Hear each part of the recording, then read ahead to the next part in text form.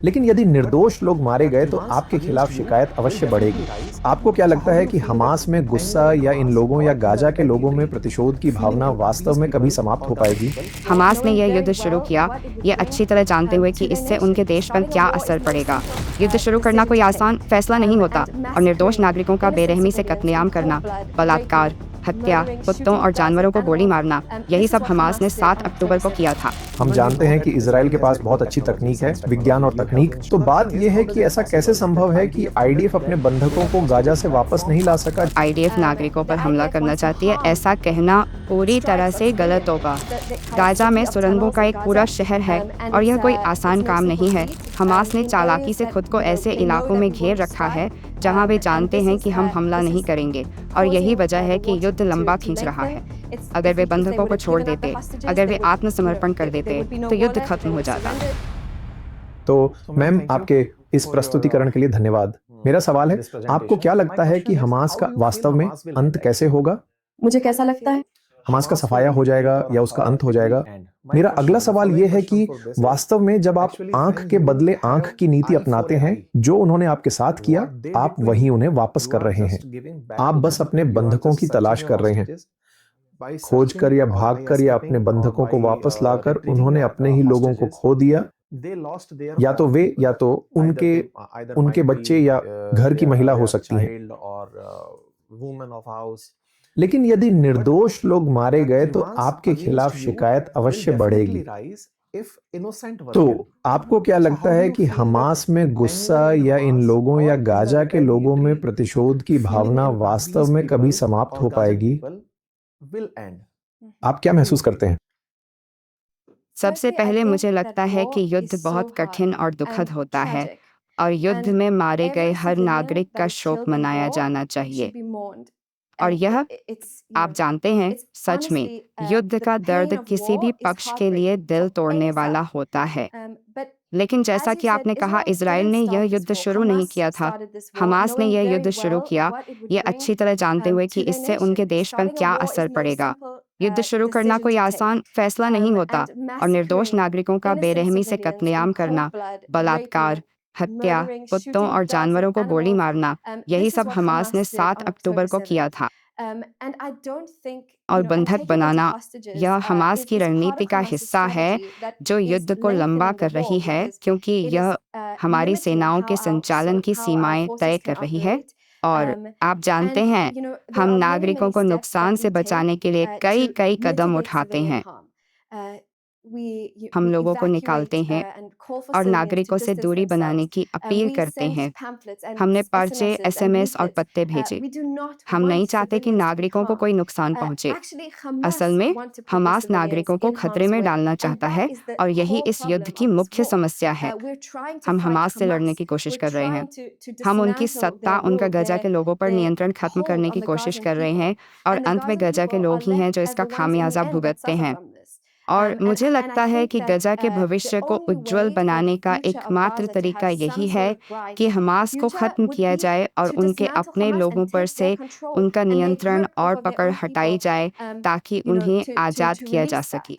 और जब तक हमास हमारे बंधकों को पकड़े रख सकता है, इजरायलियों को डराता है और रॉकेट दागता है, जो वे इन हफ्तों तक भी कर रहे हैं, तब तक यह युद्ध चलता रहेगा।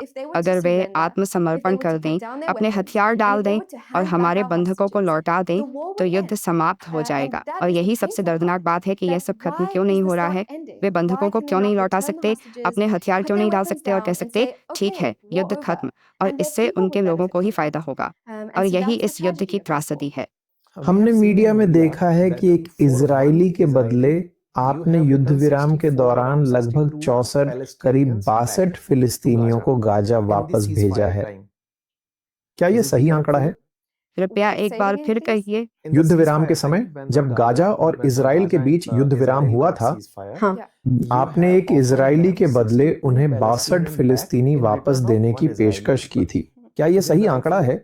मुझे सटीक संख्या की जानकारी नहीं है। ठीक है, ये लगभग कुछ फारिस में लगभग 60 के आसपास है सर, करीब 60। ठीक है। और मीडिया में यह भी एक धारणा है कि उन्होंने आपके लगभग 1000 लोगों को मार दिया, और इस अनुपात के अनुसार आप लगभग 60,000 गाजा के लोगों को रोक देंगे। यह आपको कैसा लगता है? मैंने सबसे पहले युद्ध में अनुपातिकता संख्याओं पर आधारित नहीं होती। यह सैन्य लक्ष्यों की गुणवत्ता पर आधारित है। लेकिन मैं संख्याओं के दावों पर आपत्ति करूंगी क्योंकि हम ऐसे नहीं हैं। हम चीज़ों को संख्याओं के हिसाब से नहीं देख रहे हैं। आईडीएफ चाहती है कि हमारे बंधक घर लौट आएं और अगर इसके लिए आप जानते हैं चाहे जैसे भी दुर्भाग्यवश बातचीत बहुत कठिन और थकाऊ है और यह कई दौरों से गुजरती है और अगर कीमत यह है कि एक बंधक के बदले 60 फिलिस्तीनियों को रिहा करना पड़े तो मुझे लगता है कि यही सौदा है, यही वार्ताकारों ने हासिल किया है। तो एक इंसानी जान के लिए या किसी इजरायली बंधक को घर लाने के लिए हमें भारी कीमत चुकानी पड़ती है, लेकिन कोई ऐसी संख्या नहीं है जिसमें आईडीएफ नागरिकों पर हमला करना चाहती हो। ये बिल्कुल गलत है। आईडीएफ नागरिकों पर हमला करना चाहती है, ऐसा कहना पूरी तरह से गलत होगा। माफ कीजिए, नुकसान को कम करना। हमारे लिए विचार यह है कि नागरिकों पर हमलों से होने वाले नुकसान को कम किया जाए या युद्ध में नागरिकों का हताहत होना एक साइड इफेक्ट है और ये दर्दनाक है। ये दर्दनाक है और ये आदर्श स्थिति नहीं है, लेकिन हमास की रणनीति इसे वाकई मुश्किल बना देती है। और मुझे लगता है कि मैं इन आंकड़ों पर भी सवाल उठाऊंगी। 60,000 का आंकड़ा हमास के स्वास्थ्य मंत्रालय द्वारा बताया गया है। इन तथ्यों की कोई पुष्टि नहीं कर रहा है। हमास इस युद्ध में एक सक्रिय पक्ष है, वे पुष्टि नहीं कर रहे हैं। कोई भी उनके आंकड़ों की पुष्टि नहीं कर रहा है और दुर्भाग्यवश इजराइल के पास दुश्मन पक्ष की मौतों की गिनती करने का कोई तरीका नहीं है। हम इस पर घोषणा करने के अधिकारी नहीं हैं, लेकिन हमास को भी नहीं होना चाहिए। और यह तथ्य कि ये आंकड़े गाजा से बिना किसी पुष्टि या जांच के आ रहे हैं, ये चिंताजनक है और या इसे सतही रूप में नहीं लेना चाहिए क्योंकि हमने कई बार देखा है कि ये आंकड़े फर्जी निकले हैं, वे सही नहीं थे। जो आईडी नंबर वे पोस्ट कर रहे हैं वे ज़रूरी नहीं कि वे दोहराए गए हैं या मेल नहीं खाते, लेकिन कोई भी इसकी जांच नहीं कर रहा है। ठीक है, मेरा आखिरी सवाल है, हम जानते हैं कि इजराइल के पास बहुत अच्छी तकनीक है, विज्ञान और तकनीक। आपको भी मार गिराया गया है, आपके ईरान में भी दुश्मन है। तो बात यह है कि ऐसा कैसे संभव है कि आईडीएफ अपने बंधकों को गाजा से वापस नहीं ला सका, जबकि आपको पता है कि गाजा का 80% हिस्सा आपके लोगों द्वारा साफ या जांचा जा चुका है और फिर भी 20 बंधक वहां हैं और आप अब तक नहीं जान पाए कि वे कहां हैं और आपकी तकनीक वह असल में कहां विफल हो रही है। मुझे लगता है कि यह इतनी जटिल स्थिति है जिससे अतीत में बहुत कम देशों को निपटना पड़ा है और आप जानते हैं इस युद्ध के दौरान और मौके पर ही कई तकनीकों को विकसित करना पड़ा है। गाजा में बहुत सारी सुरंगें हैं, गाजा में सुरंगों का एक पूरा शहर है और यह कोई आसान काम नहीं है, लेकिन हमारी तकनीक ने इस युद्ध के दौरान खुद को साबित किया है। लेकिन आप सही कह रहे हैं, जहाँ तक बंधकों की बात है, हमास ने चालाकी से खुद को ऐसे इलाकों में घेर रखा है जहाँ वे जानते हैं कि हम हमला नहीं करेंगे और यही वजह है कि युद्ध लंबा खींच रहा है। अगर वे बंधकों को छोड़ देते, अगर वे आत्मसमर्पण कर देते, तो युद्ध खत्म हो जाता। और शायद अभी भी कुछ तकनीकें हैं, मुझे नहीं पता, लेकिन लड़ाई तब तक खत्म नहीं होगी जब तक बंधक वापस नहीं आ जाते। चाहे हमें नई तकनीकें बनानी पड़ें, चाहे हमें मौके पर ही नवाचार करना पड़े, मुझे कोई शक नहीं है कि हम बंधकों को वापस लाने के लिए जो भी करना पड़ेगा करेंगे। इस समय आप सही हैं, हम ऐसा करने में सक्षम नहीं हो पाए हैं। मेरा अगला सवाल, असल में यह आखिरी सवाल है, लेकिन मेरा आखिरी फॉलोअप सवाल था कि कभी-कभी मीडिया में यह धारणा बनती है कि ये 20 बंधक इजराइल द्वारा वापस नहीं लाए जा रहे हैं, जबकि असल में इन 20 का नाम लेकर वे पूरी गाजा को खाली कराना चाहते हैं।